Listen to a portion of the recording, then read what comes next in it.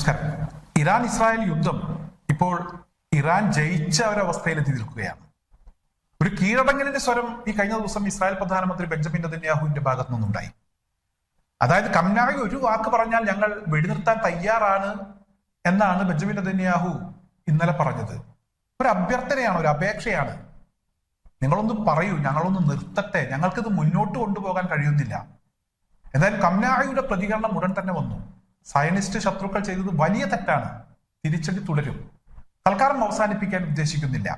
ഈ യുദ്ധം തുടങ്ങിയ സമയത്ത് ആയത്തുള്ള അലി ഖംനായി ഒരു കാര്യം പറഞ്ഞിരുന്നു. അതായത് തുടങ്ങിയത് നിങ്ങളാണ്, അവസാനിപ്പിക്കുന്നത് ഞങ്ങളായിരിക്കും. അവസാനിപ്പിക്കാൻ പറഞ്ഞ ആരും ഇങ്ങോട്ട് വരണ്ട, ഞങ്ങളെല്ലാം തീർത്തു കെട്ടിയേ ഇത് അവസാനിപ്പിക്കൂ എന്നാണ് ഖംനായി പറഞ്ഞത്. ഇടയ്ക്കൊരു തളർച്ച ഇറാൻ ഉണ്ടായോ എന്ന സംശയം ചില ആളുകൾക്കുണ്ടായി. എന്നാൽ ഒരു തളർച്ചയും ഒരു ഘട്ടത്തിലും ഉണ്ടായിട്ടില്ല. ശക്തമായി മുന്നോട്ട് പോവുകയാണ് ഇപ്പോഴും ചെയ്യുന്നത്, ഞങ്ങൾ തുടരുമെന്ന് ഇറാൻ വ്യക്തമാക്കുന്നു. പറയുക മാത്രമല്ല, ഇന്നലെയും ഇന്നുമായി ഇസ്രായേലിനെ പട്ടിയടി എന്നൊക്കെ വേണമെങ്കിൽ നമുക്ക് അതിനെ പറയേണ്ടി വരും. അത്തരത്തിലുള്ള അടിയാണ് ഇസ്രായേലിനെ അടിച്ചത്. പവർ പ്ലാന്റ് തകർത്തു. അതുപോലെ തന്നെ ഇസ്രായേലിന്റെ തന്ത്രപ്രധാനമായിട്ടുള്ള ഒരുപാട് പ്രദേശങ്ങളിൽ ആക്രമണം നടത്തി. നിരവധി കെട്ടിടങ്ങൾ ഇന്നലെയും ഇന്നുമായി തകർന്നു. 8,000-ഓളം ആളുകൾക്ക് വൈദ്യുതിയില്ല. ഇസ്രായേൽ ഇരുട്ടിൽ തപ്പുന്ന ഒരവസ്ഥയിലേക്ക് പോയി. ഇത്തരത്തിലുള്ള നീക്കങ്ങൾ ഇറാന്റെ ഭാഗത്തു നിന്ന് ശക്തമായി തന്നെ ഇസ്രായേലിനകത്തേക്ക് ഉണ്ടാകുമ്പോൾ ഇസ്രായേൽ തിരിച്ചടിക്കുന്നുണ്ട്. ഇറാനിലും നഷ്ടങ്ങൾ ഉണ്ടാകുന്നുണ്ട്. എന്നാൽ ആ നഷ്ടങ്ങൾ കണ്ടൊന്നും അല്ലെങ്കിൽ ആളുകൾ മരിക്കുന്നതൊന്നും കണ്ട് ഇറാൻ തളരുന്നില്ല, അതിശക്തമായി തിരിച്ചടിക്കുകയാണ്. അതുപോലെ തന്നെ നയതന്ത്ര ഇടപെടൽ, ഇസ്രായേലിനെ ഭയപ്പെടുത്തുന്ന, അമേരിക്കയെ ഭയപ്പെടുത്തുന്ന നയതന്ത്ര വിജയം ഇറാൻ ഇപ്പോൾ തന്നെ കൈവരിച്ചിരിക്കുന്നു എന്നുള്ളതാണ്. അതായത് ലോകരാജ്യങ്ങളെ കൂടെ നിർത്തുന്ന കാര്യത്തിൽ ഇറാൻ പൂർണ്ണമായും വിജയിച്ചു. 51 മുസ്ലിം രാജ്യങ്ങൾ ഇറാനോടൊപ്പമാണ്. നമുക്കറിയാം, കഴിഞ്ഞ ദിവസം അവർ വളരെ കൃത്യമായി പറഞ്ഞു, അമേരിക്ക ഞങ്ങളുടെ രാജ്യങ്ങളിലുള്ള അവരുടെ ബേസുകൾ ഉപയോഗിക്കാൻ കഴിയില്ല, നിങ്ങളെ ആക്രമിക്കാൻ. ഞങ്ങളെ ആക്രമിക്കരുത്, ഈ സൈനിക ബേസുകൾ ലക്ഷ്യം വെക്കരുത്. അമേരിക്കയുമായിട്ടുള്ള പ്രശ്നത്തിൽ അമേരിക്കൻ ബേസുകൾക്ക് നേരെ ആക്രമണം നടത്തിയാൽ അത് ഗൾഫ് രാജ്യങ്ങളെ ബാധിക്കും എന്ന് ഗൾഫ് രാജ്യങ്ങൾ പറഞ്ഞതോടുകൂടി ഇറാൻ ഗൾഫ് രാജ്യങ്ങളിലെ ബേസുകൾക്ക് നേരെ ആക്രമണം നടത്തില്ല എന്നൊരു തീരുമാനമെടുത്തു എന്നാണ് അറിയാൻ കഴിയുന്നത്. ഇതോടുകൂടി അറബ് രാജ്യങ്ങൾ പൂർണ്ണമായും ഇവിടെ ഇറാനോടൊപ്പം നിൽക്കുന്ന ഒരു സാഹചര്യം ഉണ്ടായി. എന്തായാലും അറബ് രാജ്യങ്ങൾ ഇറാൻ എതിരെ നിൽക്കും, എതിരെ വരും എന്നുള്ള ഒരു പ്രതീക്ഷ ട്രംപിനുണ്ടായിരുന്നു. എന്തായാലും ആ പ്രതീക്ഷ തെറ്റി, അവിടെയും പിഴച്ചു.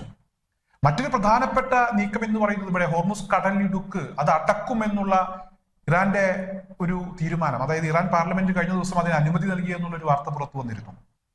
ഇത്തരത്തിലൊരു നീക്കം ഇറാന്റെ ഭാഗത്തു നിന്ന് ഉണ്ടാകുമെന്ന് കണ്ടപ്പോൾ താരിഫ് യുദ്ധത്തിൽ അയനീയമായി പരാജയപ്പെട്ട അമേരിക്ക ചൈനയുടെ കാല് പിടിക്കുന്ന ഒരു സാഹചര്യം ഉണ്ടായി. ചൈനയ്ക്ക് വിഷയത്തിൽ കടന്നു വരാനുള്ള ഒരു വഴി അമേരിക്ക തന്നെ ഒരുക്കി കൊടുത്തു.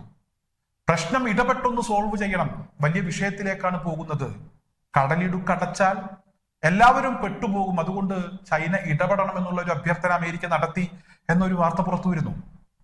ചൈന ഈ വിഷയത്തിൽ ഇടപെട്ടിട്ടുണ്ടോ ഇല്ലയോ എന്ന കാര്യമൊന്നും വ്യക്തമല്ല. എന്തായാലും ചൈനയുടെ കാൽക്കൽ അമേരിക്ക എത്തുന്നു. ചൈനയ്ക്ക് ഇതൊരു സുഖമുള്ള കാര്യമാണ്. എന്തായാലും ചൈന ഇടപെടും എന്ന് തന്നെയാണ് ഈ വിഷയവുമായി ബന്ധപ്പെട്ടുള്ള വാർത്തകൾ ഇപ്പോൾ പ്രചരിക്കുന്നത്. അതിന് ചൈന കൃത്യമായി അമേരിക്കയോട് വിലപേശും, അത് ഇറാന് ഗുണകരമായിരിക്കും. ഇസ്രായേൽ ഇറാൻ വിഷയത്തിൽ അല്ലെങ്കിൽ ഇറാൻ അമേരിക്ക വിഷയത്തിലൊക്കെ ഇറാന് ഗുണകരമാകുന്ന നിലപാടുകൾ സ്വീകരിച്ച രാജ്യമാണ് ചൈന. ഒരു പ്രതിസന്ധി ഘട്ടത്തിൽ 2 കാർഗോ വിമാനങ്ങൾ 4 ദിവസം മുമ്പാണ് വളരെ രഹസ്യമായി ഇറാനിലെത്തി തിരിച്ചുപോയത്. അത് ആയുധ കൈമാറ്റമാണ് നടന്നത് എന്ന വാർത്തകൾ പുറത്തു വരുന്നുണ്ട്. അതുകൊണ്ട് തന്നെ ചൈനക്ക് ഇറാനോട് പറയാം, പറഞ്ഞാൽ കേൾക്കാതിരിക്കാനും സാധ്യത കുറവാണ്. പക്ഷേ അമേരിക്കക്ക് മുന്നിൽ കൃത്യമായ ഒരു ഡീൽ വെക്കാൻ ചൈന മറക്കില്ല. അതുപോലെ തന്നെ ഇപ്പോൾ ഇത്തരത്തിലുള്ള വിഷയങ്ങൾ എല്ലാ ഭാഗങ്ങളിൽ നിന്നും തിരിച്ചടി കിട്ടുമ്പോൾ ചൈനയും ഉത്തര കൊറിയയും അതുപോലെ തന്നെ റഷ്യയും ഒക്കെ ശക്തമായ നിലപാടെടുത്ത് ഇറാനോടൊപ്പം അതിശക്തമായ നീക്കങ്ങൾ നടത്തുമ്പോൾ, ആണവ പോർമുനകൾ ഇവിടെ ഇറാന് കൊടുക്കാൻ നിരവധി രാജ്യങ്ങൾ തയ്യാറാണ് എന്നുള്ള പ്രഖ്യാപനം കഴിഞ്ഞ ദിവസം റഷ്യയുടെ ഭാഗത്തു നിന്ന് ഉണ്ടാകുമ്പോൾ ഇസ്രായേൽ ഭയപ്പെട്ടു പോകുന്നു, പതറിപ്പോകുന്നു. ഈ പതർച്ചയുടെ ഭാഗമായി ഇസ്രായേൽ പ്രധാനമന്ത്രി ഇപ്പോൾ പ്രാർത്ഥനാ കേന്ദ്രത്തിലാണ് എന്ന വാർത്തകൾ പുറത്തു വരികയാണ്. അതായത് വെസ്റ്റേൺ വാൾ എന്ന് പറയുന്ന ജെറുസലേമിലെ ഒരു പ്രാർത്ഥനാ കേന്ദ്രത്തിൽ ബെഞ്ചമിൻ നെതന്യാഹുവും അതുപോലെ തന്നെ ഭാര്യയും പ്രാർത്ഥിക്കാൻ ചെന്നിരിക്കുന്നു. അദ്ദേഹം പ്രാർത്ഥിച്ച കാര്യവും ഇപ്പോൾ വാർത്തയായിരിക്കുകയാണ്. അമേരിക്കക്കും ട്രംപിനും ഒക്കെ നല്ലത് വരണം, ഇസ്രായേൽ സൈന്യത്തിന് നല്ലത് വരണം. അതായത് 2028 എന്ന് പറയുന്ന ആ കടമ്പ കടക്കാൻ ഇസ്രായേലിന് കഴിയണം, ഇറാന്റെ അടിയിൽ വീണു പോകരുത്, കാത്തോളണേ എന്ന് പറഞ്ഞ് മുട്ടിപ്പായി പ്രാർത്ഥിക്കേണ്ട ഒരു അവസ്ഥയിലേക്ക് ഇസ്രായേൽ പോയിരിക്കുന്നു. വല്ലാത്ത ഒരു അവസ്ഥയാണിത്.